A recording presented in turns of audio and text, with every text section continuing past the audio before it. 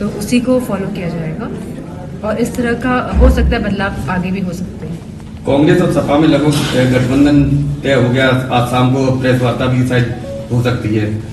17 सीटों को लेके जहाँ तक सूचना मिलेगी सहमति बनी है जी, हुआ है कुछ ऐसा?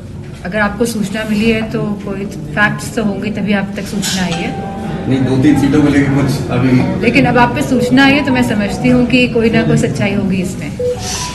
धर्मेंद्र जी पहले वहां से थे, बताइए उसे, अब उनको क्या लग रहा है, कहाँ उनको दे जा सकते? आने वाले समय में जिस तरह आप देख रहे हैं रोज लिस्ट निकल रही है हर हफ्ते में, तो आपको पता चल जाएगा कि धर्मेंद्र जी अगर लड़ेंगे तो कहाँ से लड़ेंगे। सांसद जी लगातार लिस्ट जारी की जा रही है, सांसद लगातार नहीं, खाली 3 लिस्ट आई है। 3 लिस्ट आई है। तेज प्रताप यादव जी का उसमें नाम नहीं निकल के आया, क्या मैं समझती हूँ राष्ट्रीय नेतृत्व तय करेगा कि कौन कहाँ से चुनाव लड़ेगा।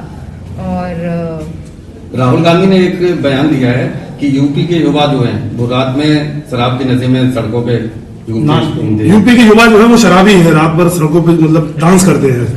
मैंने इस तरह का बयान नहीं सुना है, पर मुझे ये पता है कि यूपी का जो युवा है वो बेरोजगार घूम रहा है, उसके पास काम नहीं है, वो हताश है, उसकी आशाएं धीरे धीरे कम होती जा रही हैं क्योंकि सरकार नौकरी नहीं दे पा रही है। अगर नौकरी आती भी है पुलिस में, आपने देखा होगा किस तरह पुलिस की नौकरी में भी अब जांच का विषय बन गया है क्योंकि पेपर लीक होने का भी सवाल उठ रहे हैं। तो मैं समझती हूँ, और जो यहाँ पे $1 ट्रिलियन इकोनॉमी की बात हो रही है, जो यहाँ पे डिफेंस कॉरिडोर बनने की बात हो रही है, जहाँ पे इन्वेस्टमेंट समिट की बात हो रही है, जहाँ कह रहे हैं कि लाखों करोड़ रुपए उत्तर प्रदेश में आ रहा है, तो अगर उत्तर प्रदेश में इस तरह का कोई भी इन्वेस्टमेंट हो रहा होता तो मैं समझती हूँ कि यूपी की जो यूपी आगे बढ़ रहा होता, युवाओं के पास नौकरी होती, रोजगार होते, किसान खुशहाल होता। आज किसान की भी अगर स्थिति देख लेंगे क्या है, पूरे भारत का किसान हमारा आज परेशान है।